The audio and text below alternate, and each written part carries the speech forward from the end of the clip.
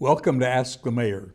I'm Curt Morris, the mayor of San Dimas, and Blaine Michaelis to my right is the city manager of San Dimas. The purpose of our program is to give you an opportunity to talk to us if you would like to. Any questions, comments, any information you'd like us to have or you'd like to get from us, this gives you an opportunity to give us a call. It's very informal. We can just talk about whatever you'd like to talk about. We do have some things prepared.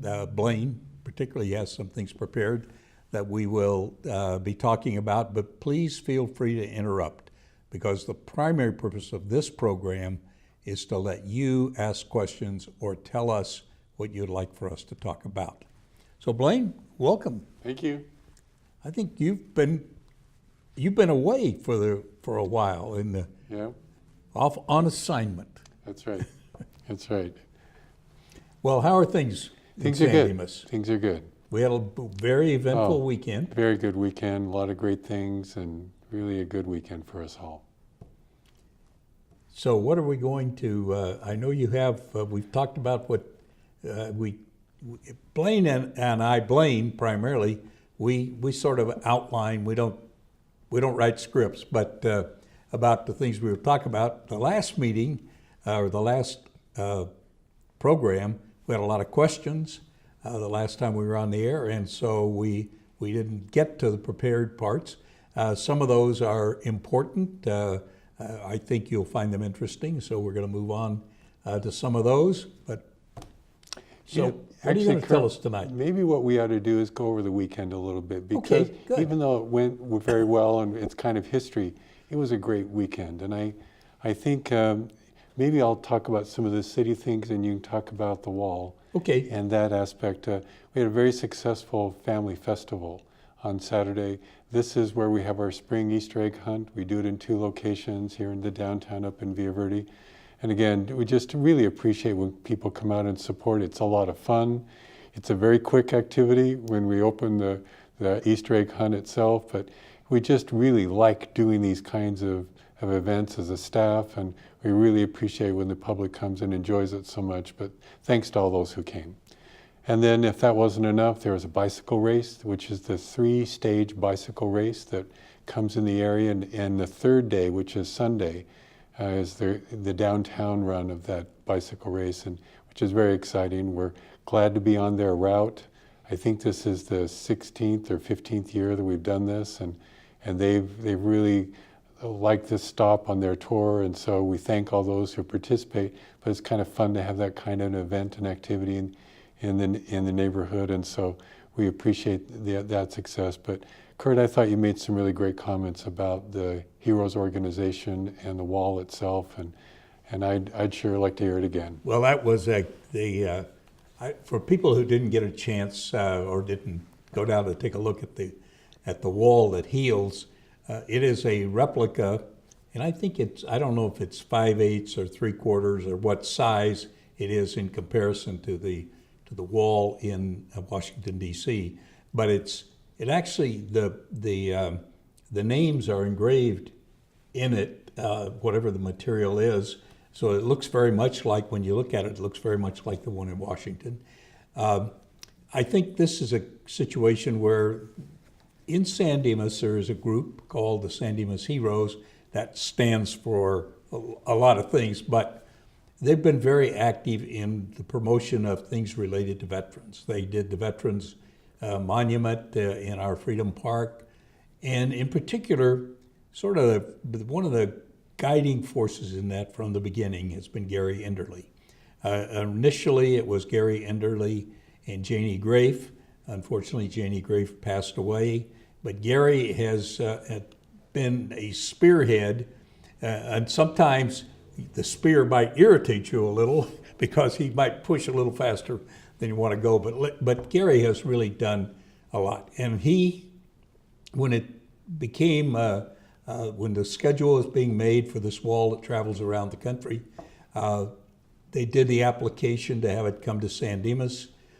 Gary, we did a lot of work, raised money, did a lot of other things to make it all happen. And there were huge numbers of volunteers there who were working. They were worked to set the wall up.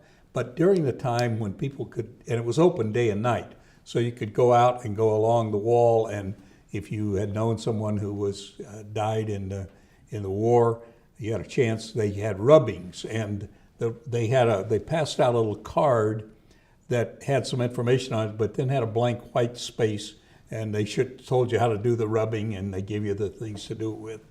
Well, some of the wall, of course, goes down all the way to ground level, and some of the people might have been able to get down, but whether they get back up or not be another matter.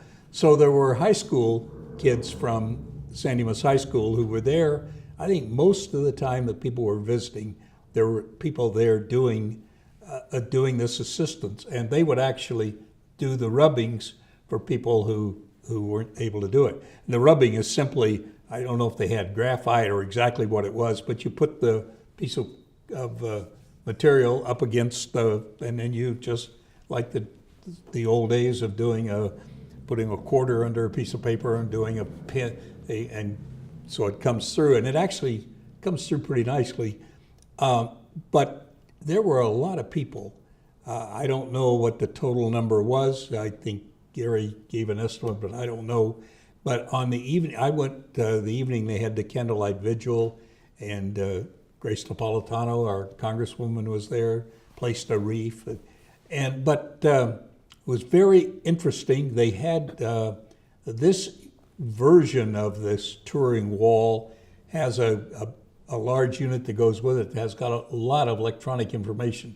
So it has all of the people from all of the surrounding areas, goes through and by city of people who did not survive the war. And all in all, it was a real good event. A lot of people came out, and there were people there who were there for their people that they had known. There was one group of people. One of the women lives in San Dimas now, but they all graduated. This group, maybe there were 7 or 8 people. They graduated from Monrovia High School at the same time, and one of their classmates name was on the wall, and they got together and they all came, and so it was, and there were other, I talked to another gentleman whose brother's name was there. So it was for people who think that you shouldn't forget people who have given their lives for the country, and I know the war was controversial and at times, but the people fighting the war, it's not controversial because they weren't deciding whether they were there or not. Their country said, "You must come," and they went and lost their lives. And when you think about that number of people and the ages they were, what the impact of those 50,000 lives, what it would have been over all this time since that war, because they would have gone on to have children and grandchildren and would have done all kinds of things. So so from that standpoint, it's a little sobering, and you hope that the politicians who put people in harm's way really realize the price that some people will pay for that. But it was good. I thought there were the entertainment. There was 2 singers and some other a little musical group there from San Dimas High School, and it was a very nice community kind of event. Well said, Curt. I thought it was worth just kind of recapping a bit, because I know it was a deeply moving experience for many who shared. I mean, this has been a lifelong feeling that they've had when someone of their family or someone of their age or association, they've carried that memory with them a long time. Yeah, and I think it's a different emotion than people who were lost in the Second World War, because of the opposition that there was to the war. I think that people felt that was opposition to the soldiers, And in some case, the demonstrators made it as if it were opposition to the people who really didn't have a choice. I mean, they were soldiers. They did what their country said, and they ended up losing their lives.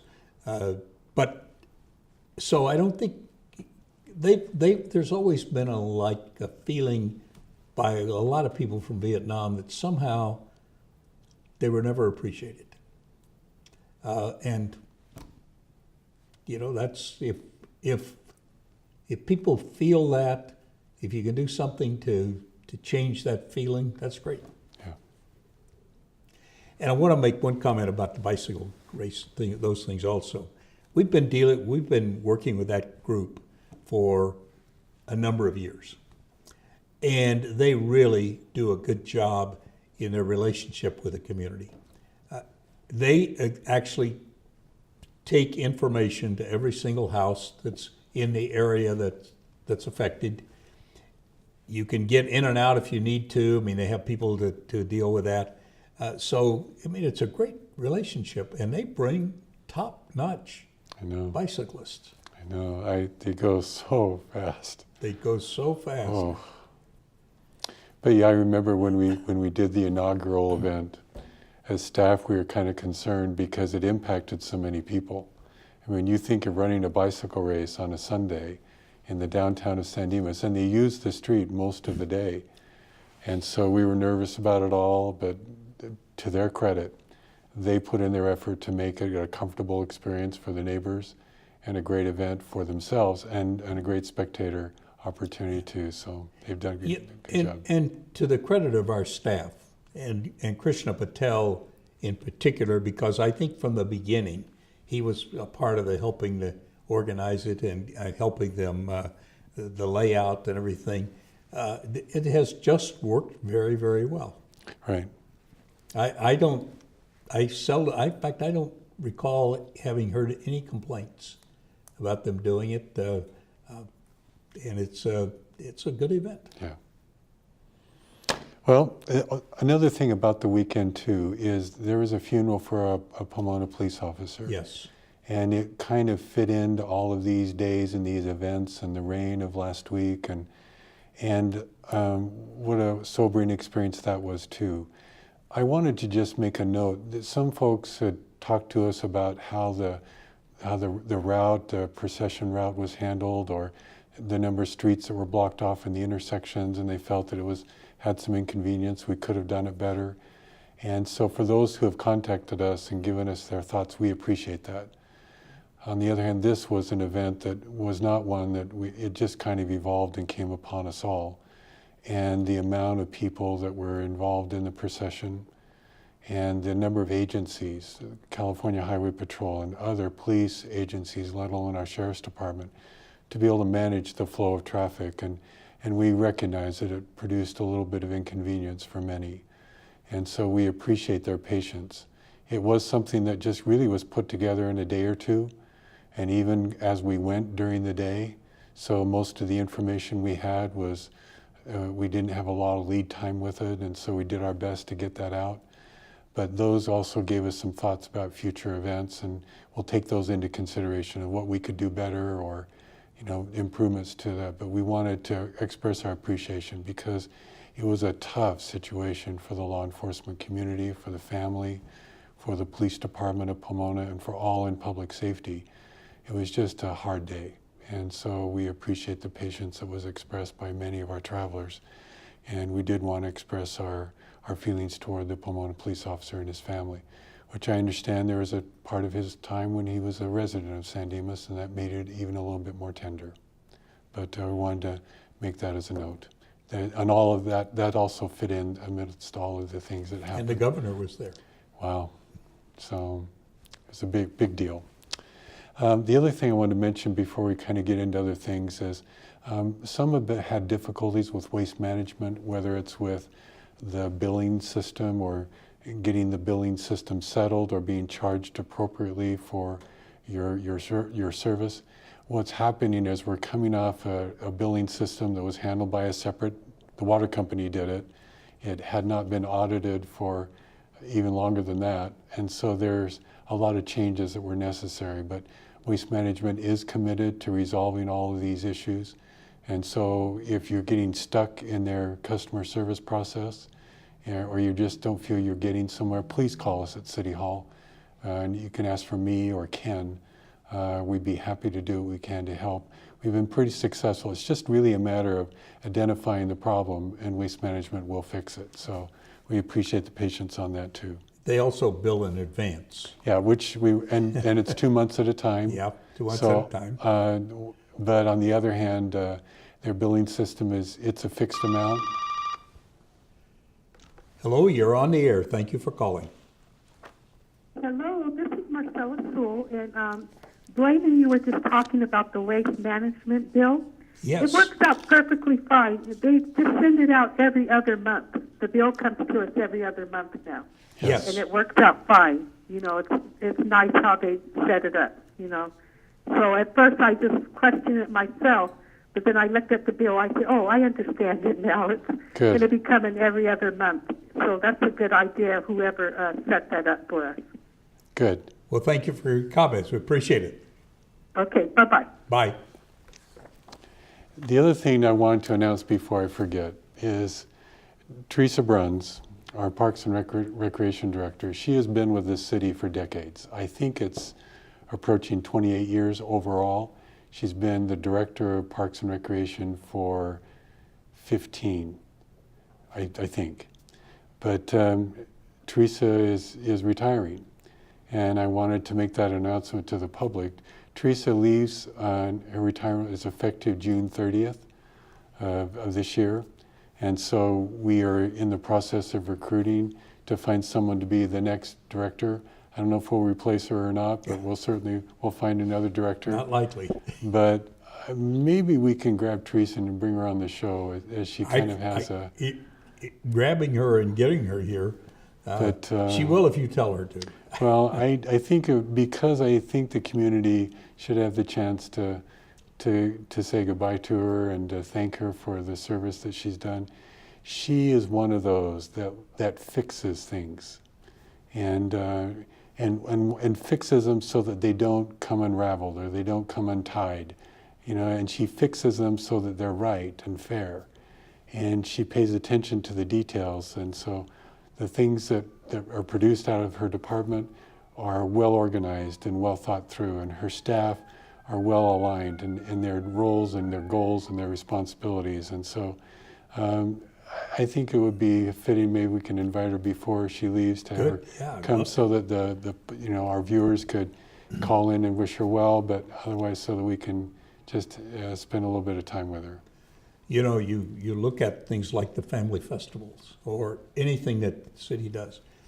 There are just a lot of volunteers or intern types or part-time employees passing out information, doing all kinds of things. A lot of those are kids, basically, or young people who work for the Parks and Recreation.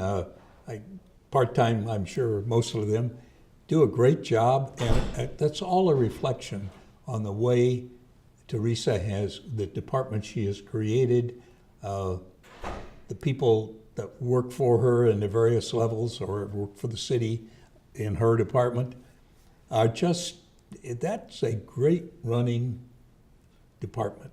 They provide more services for the size of a city that we have.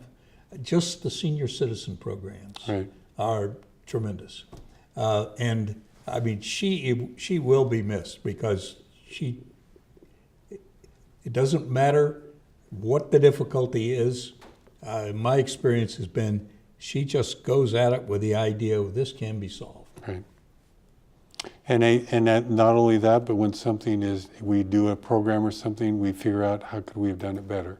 And I think that's why the programs go so well, is they're just this continual improvement focus. How can we just make this better and better? But I wanted to let our viewers know and the community know that Teresa is retiring and we're recruiting to fill her position. Well, we will definitely ask her to come. Now, once she may feel like a lame duck, like she doesn't really have to come, but we'll get on bended knee and see if we can convince her to come. But I think it would be appropriate to give her the opportunity for us to say goodbye to her. The thing that we were going to talk about last time, and by the way, folks, you can interrupt us at any time, is the city has, we're going through our budget preparation process. We have an annual budget.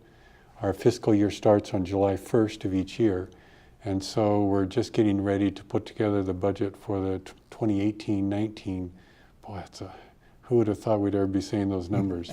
The 2018-19 budget season. And so our typical process is to meet with the City Council in February to be able to review kind of where we have been halfway through. So we take a look at our expenditures and our revenues to kind of see where we are, and then to get some feedback from the City Council as far as things that they'd like to have us to consider when it comes to the budget for as we prepare the numbers for their eventual budget study session in May, and then the adoption of the budget in June. So we're ready to go for another fiscal year. So I thought it might be interesting to go over a couple of the, sorry, we got a little bit of a friend here. We'd be able to go over some of the numbers that we gave as far as the budget mid-year report as an effort to kind of give folks an idea about how the city's finances are put together. Basically, the city's budget is around $22 million a year to run the city's operations. We'll save up money that are extra money to be able to do streets and roads. So overall, our budget may be $30 or $32 million in any given year over total, because as we do these other capital improvement projects, or for example, if we do the major project on Foothill Boulevard to do the street widening and the bridge widening, that was a $4 million project that we'd saved up to do, and we received grant funds. And so we'll do a major project every year or so, and that kind of adds to, but we always do that when we have the money set aside so that we can afford to do those projects.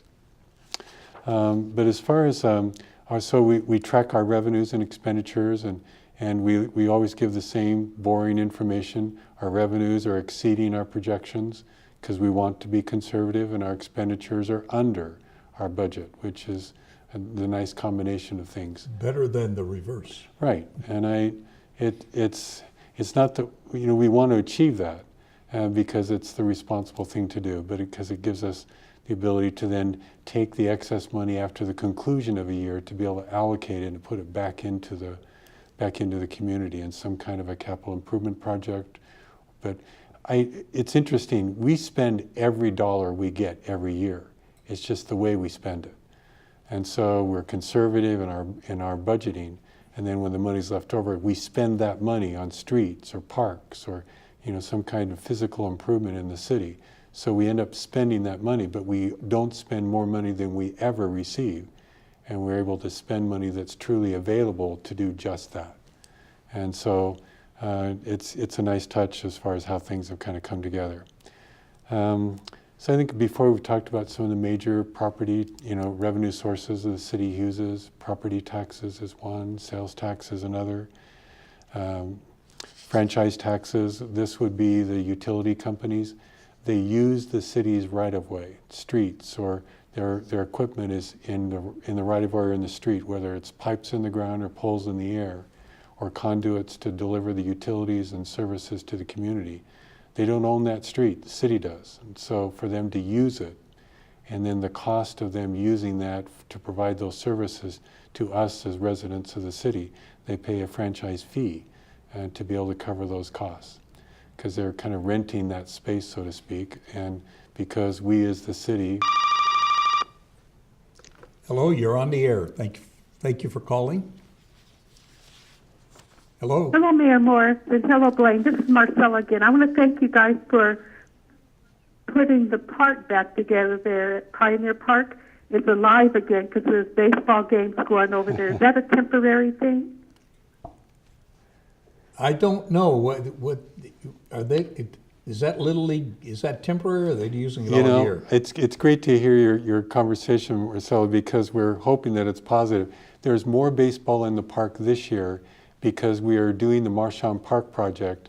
So we have closed a major parking lot that they have at the main San Dimas Little League facility by Marchand Park. So that's why you're seeing more Little League action over at Pioneer. But it has been a real lively part of the park, and so we appreciate both things: the patience of the Little League to use the field and the benefit that the park has to have more users. So it's kind of just a temporary thing, just for this Oh, year. that's sad. I thought it was going to be all the time. Well, that would have been nice. you know, So if you have, now the one benefit of them getting used to it and seeing how positive it is, maybe they'll schedule more games over there.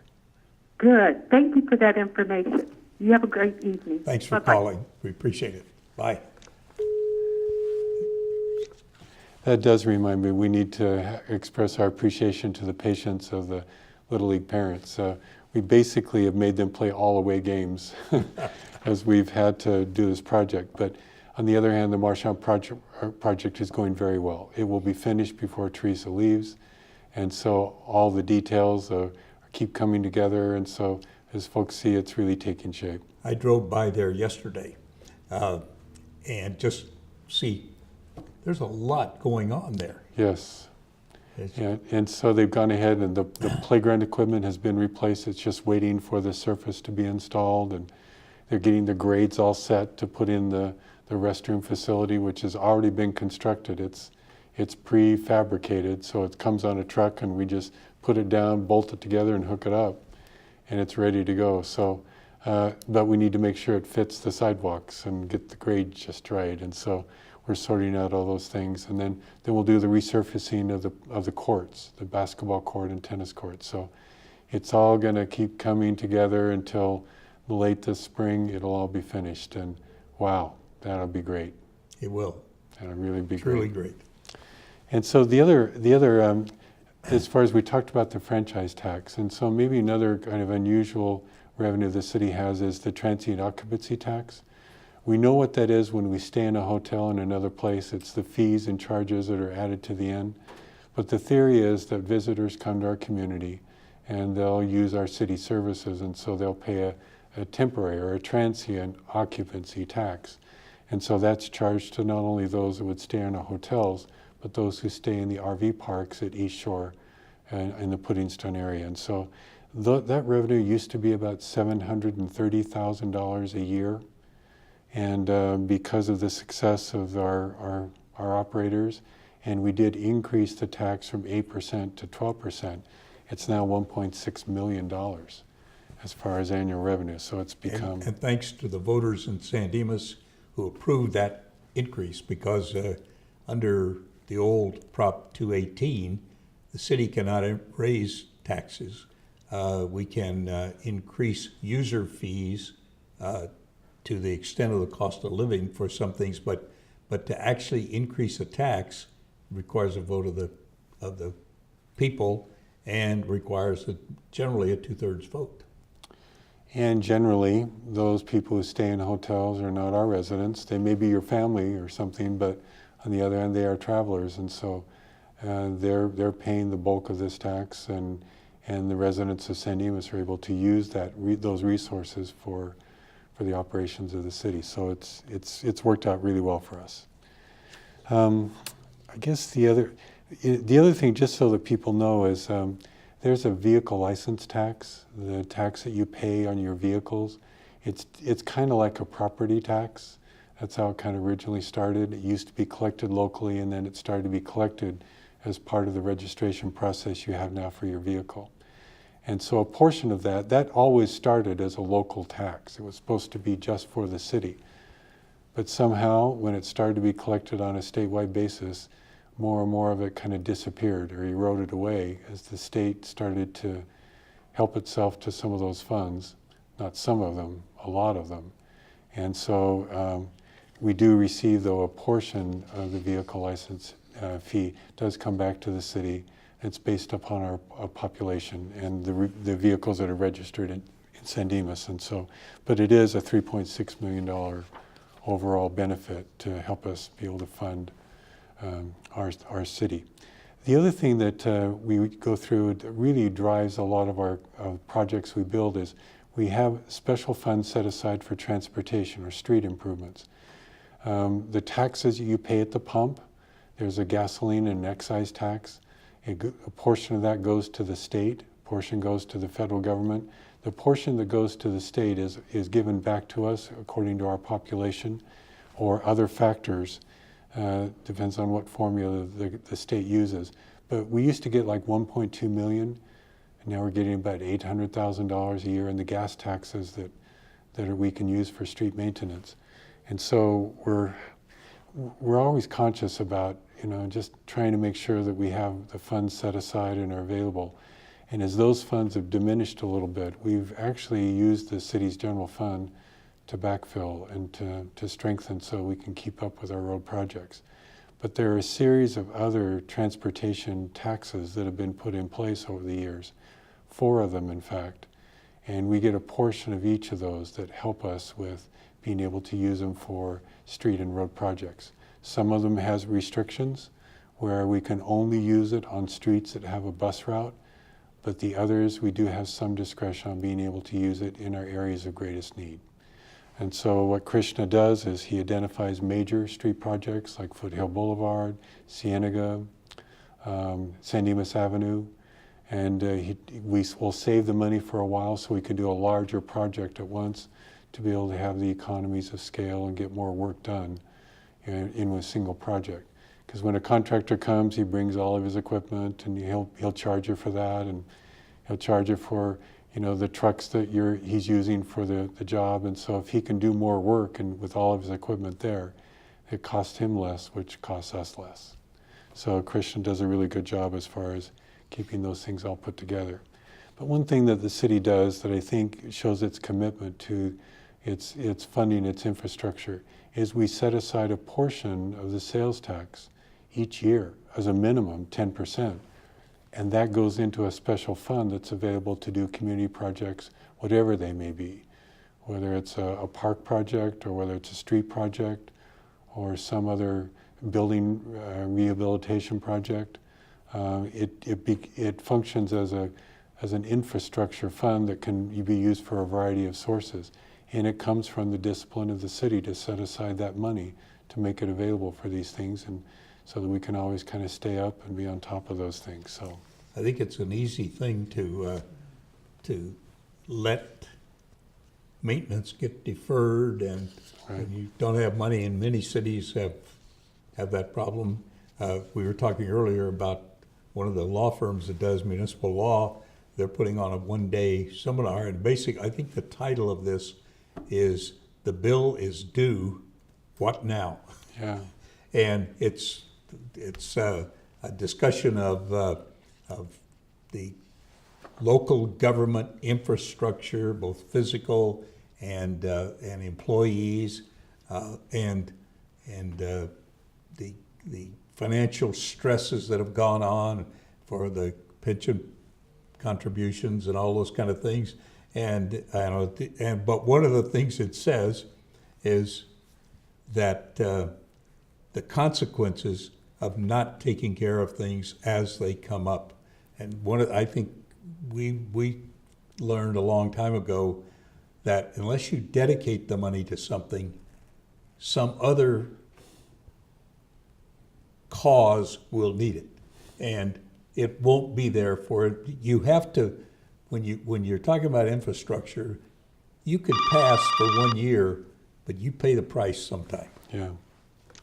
Hello, you're on the air. Thank you for calling. Mayor Morris, how do you and Blaine keep a town like this so great and excellent? It's, I like how you guys manage the city.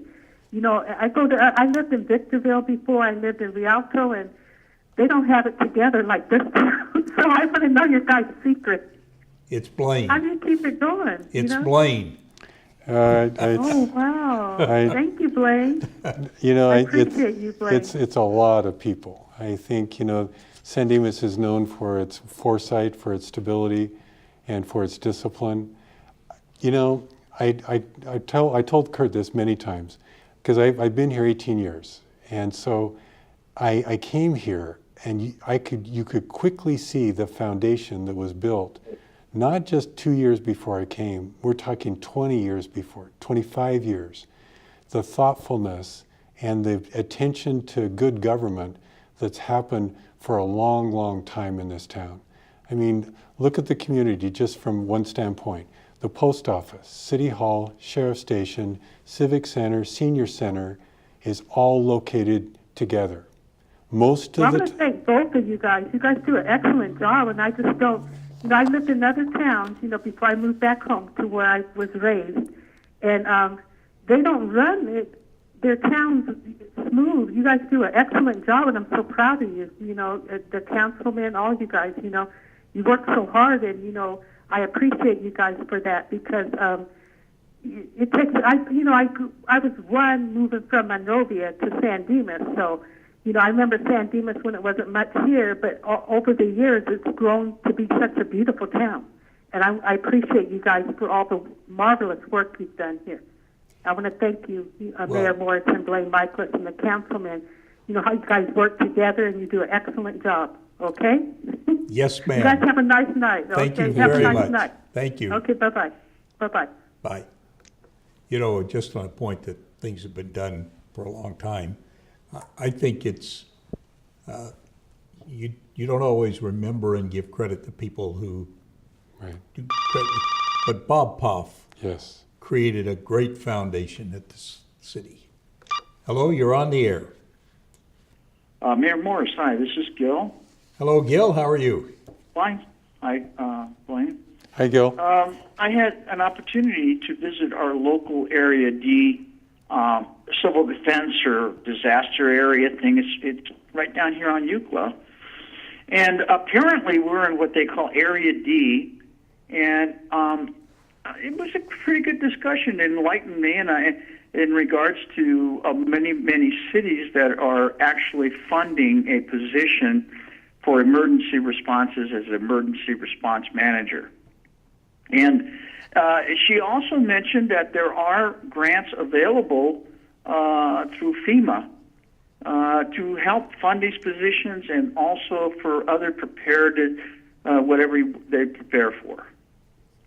So I'd like you to consider it as you go through the budget process to, I think it would be prudent to do it. I mean, I don't want anyone to accuse anyone of not being prudent, and I think with all the active shooters and the cyber attacks and, you know, just regular whatever disasters we have, I think you may want to consider having a emergency response coordinator or manager, and apparently there's a lot of money available through FEMA, and I was wondering if you were aware of that.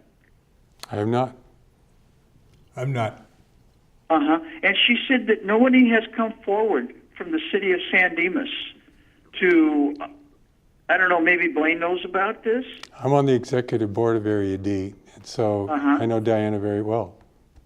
So I'm not quite sure. So what Diana's saying? What? But she wasn't. There was somebody there, but she's saying that a lot of the cities are having a fully funded one person in charge of emergency response management.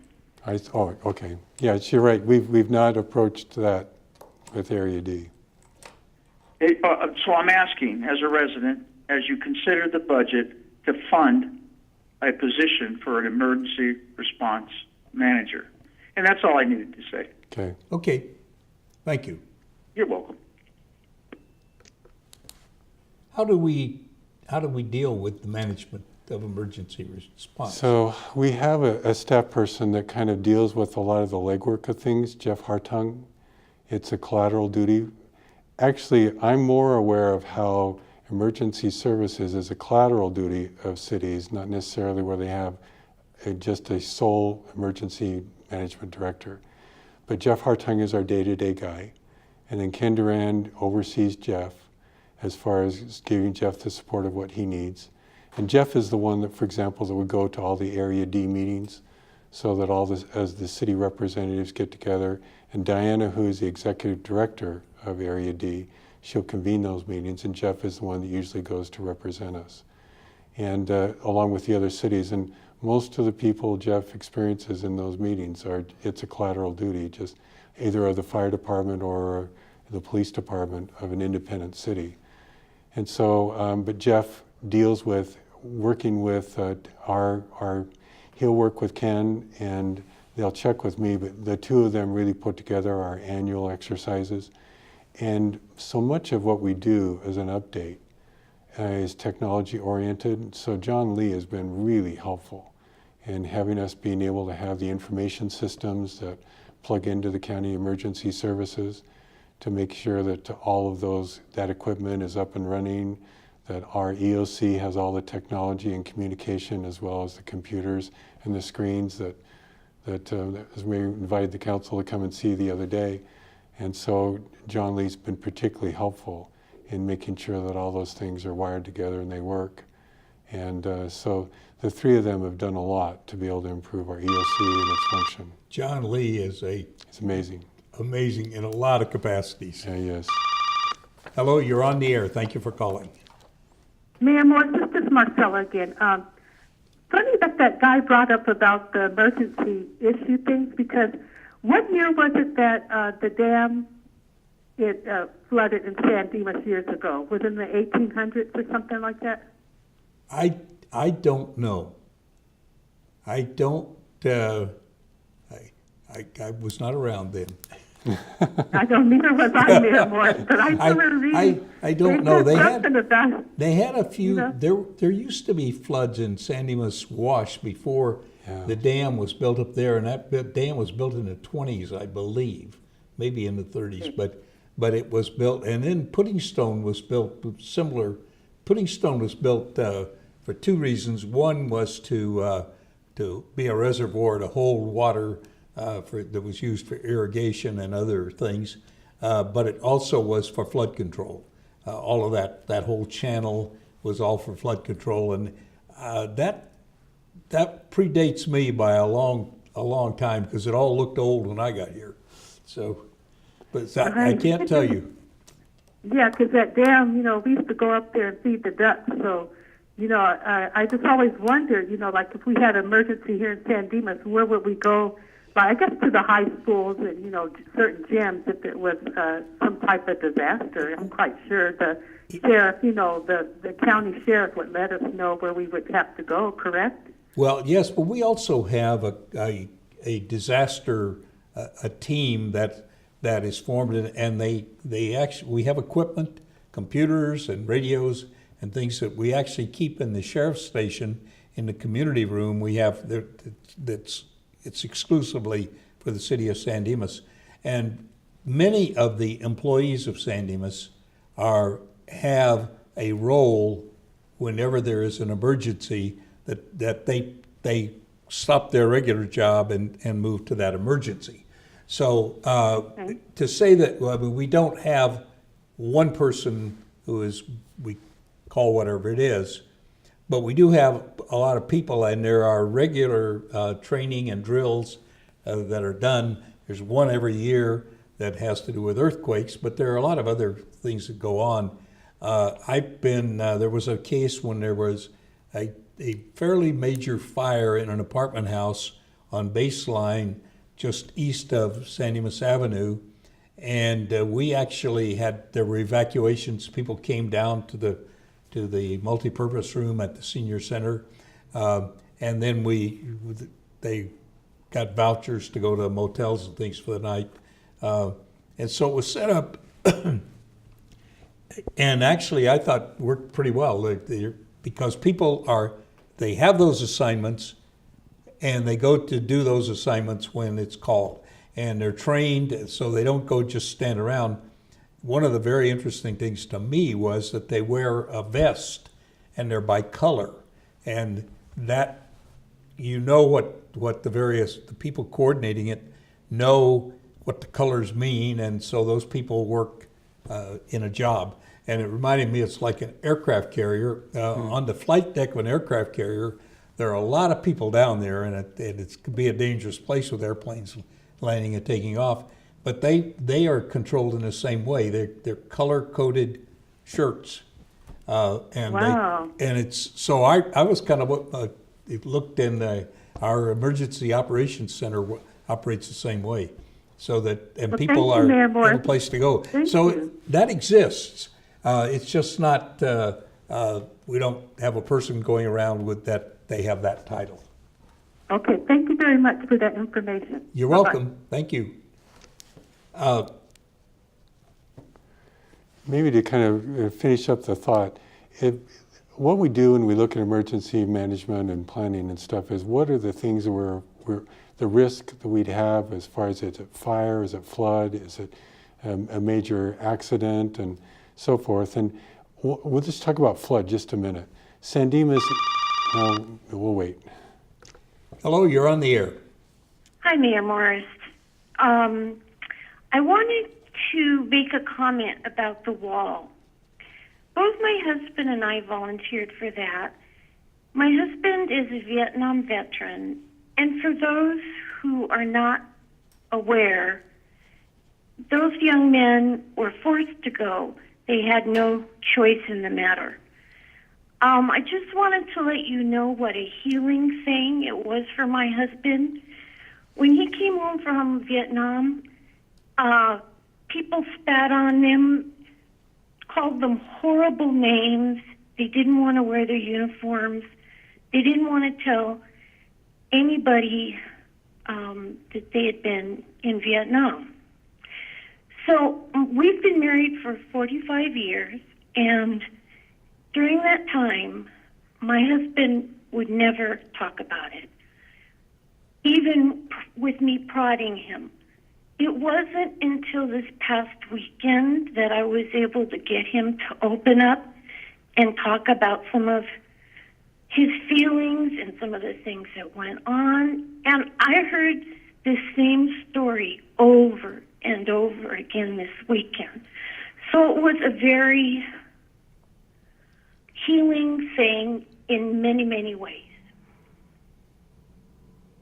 Well, I am really glad that it was, because I think that's the purpose of that wall, and a lot of people volunteer to be a part of making it happen, and a lot of people in San Dimas volunteered and put in the effort, so I'm really happy to hear that. Yeah, there were over 10,000 people who came.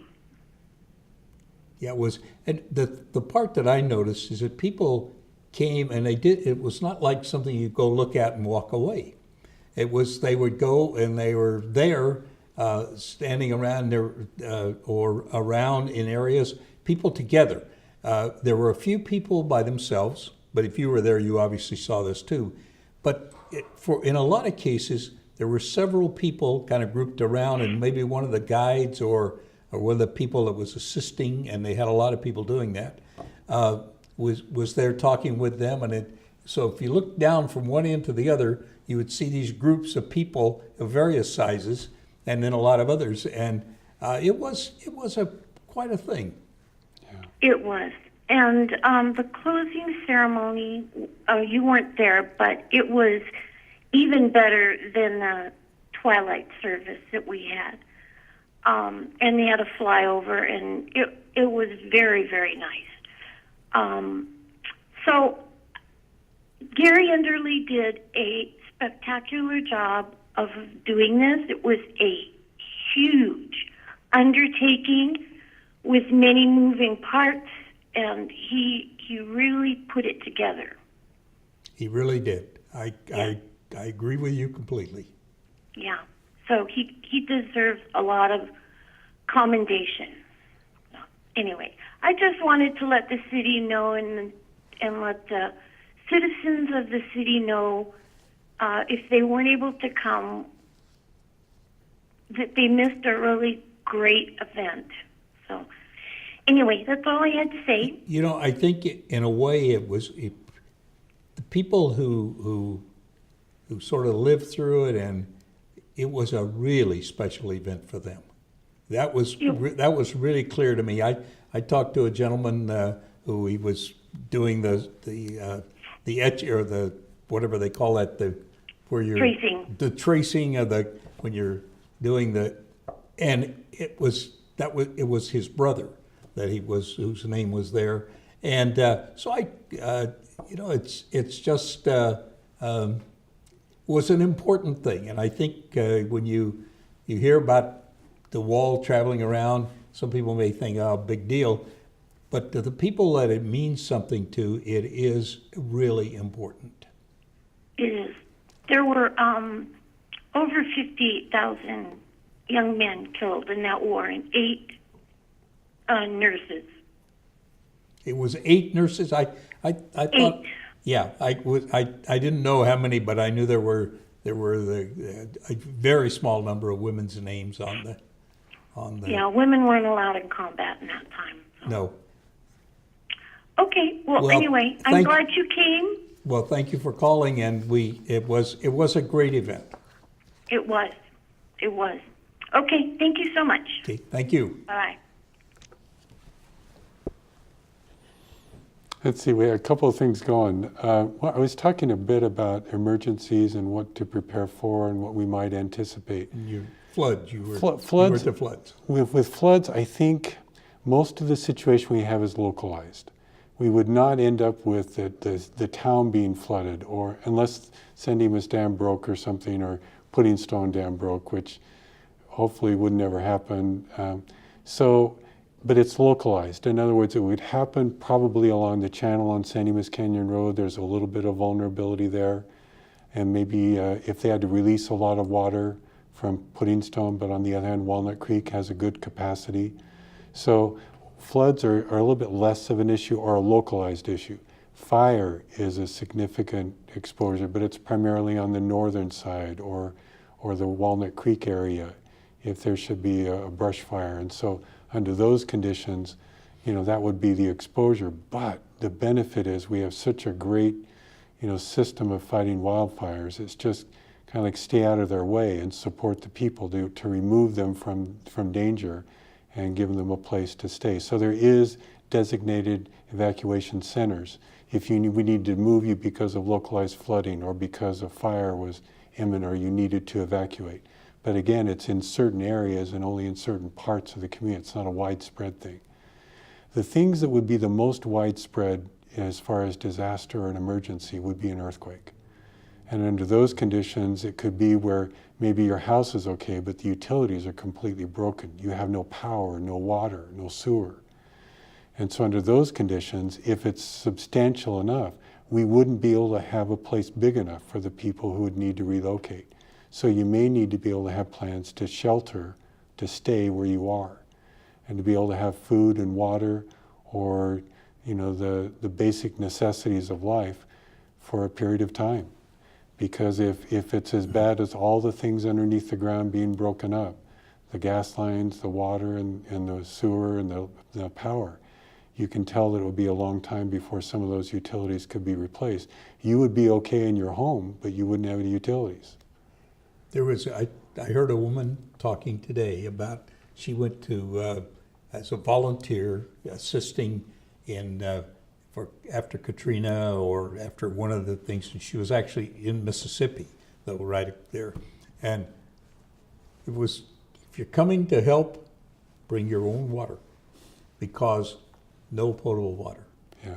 And it takes a while to get that back. She was also talking about the sheltering. People took with them sleeping bags and the things that they needed, but they slept in a church sanctuary with or a multi-purpose room or something. Basically, they were just cots lined up. Yeah. And it was nothing. And it was days before they had any kind of anything. But the water is a very big deal. That you turn on the valve and the valve won't work. Right. So in other words, if you're concerned about emergency preparedness, and we all should, being able to be prepared, to be able to be self-reliant. And people say 3 days, it's great to plan for 2 weeks or more, and then to be able to have a contact plan of how you would get a hold of each other under those conditions. Those are the things that government can't prepare for everyone. It's like we each have our own responsibility to take and plan for our own household under those conditions, because if there are not 12,000 extra homes in San Dimas for people to go to. There's not a room for 34,000 people. And so on the other hand, your property, you may be able to be safe on your property, but you'll have to fend for yourself for a while. Do we have on our website or otherwise any suggested kits that people put together for emergency preparedness? We do. On the city's webpage, on the left-hand side, there's an emergency preparedness section. So it's just a matter of clicking it. It has suggestions on how to build a series of how to collect the things that you would need. So it's not just food and water, but it's prescriptions or tools or equipment. And also instructions on how you would prepare all these things. And we realize it's tough to get it all done in one Saturday. So there's actually a 16-week course. You do this the first week. Go to the hardware store, get XYZ, and when you go to the grocery store, get ABC. And so each week you purchase or you acquire or put into a storage container the things that, so by the time 4 months has gone by, you have something you can rely on and to be able to be of help to you and your household. And so that information is available on the left-hand side, as well as other information about how to put together a family plan. You know, you may have all this food, but you don't know how to get a hold of your family members. And it happened in the middle of the day, and they're all over Southern California because of their work or something. It's great to be able to think about what you're going to do under those circumstances so you can communicate and find out where each other are. You know, and again, we rely so much on cell phones and Right. everything else now. And somebody says, you know, they may not be here. Right. I remember and this got a lot of news because I think that the president, I think it was President Bush at the time, went to this place in Kansas. But so it was a place in Kansas where a tornado had hit it and it flattened the town. So there was a newspaper woman, or not a newspaper, she was a TV person, and she was asking this guy, who was actually from the state, but she was asking him why there was no communication. She said, because it's been, this has been very much touted that this city had this great communication system. And finally he said, lady, look around. There's nothing left. There is no communication system. It's not that it wasn't good, it's gone. Yeah. So I think there are just a lot of things to think about, and it's good that we have a website space that you don't have to know everything, and I like it that you can do it in stages, because if I go to the hardware store, that ends up being a long job because there's so many interesting things in a hardware store. I know. It's easy to get distracted. You got to go with blinders. Go get what you want. I have a Fitbit that's I had a Fitbit that has this, it's some kind of rubber that is, or plastic, that is so slick. I haven't found an adhesive yet that will stick to it. I was down there Saturday. I bought 2 new adhesives. Whoa, they look fancy. See if one of them will stick, because the band came away from the unit, and when that happens, it's kind of worthless. But the hardware store is a neat place. Have you tried bubble gum? Would that be? You know, I don't even think bubble gum will stick to that. It's well, we're just real close to out of time. One more minute. So we're going to be back in 2 weeks. Yes. Okay, and we're really happy that you called, the people who did, and we hope that we answered questions, and that for people who didn't call, we covered things of interest to you. We will be continuing next time with some prepared materials. Blaine will be doing that. We will also start looking for a time to get Teresa to come and join us, and we'll talk about her career in Parks and Recreation and in local government altogether. So thank you very much for watching and for calling if you called.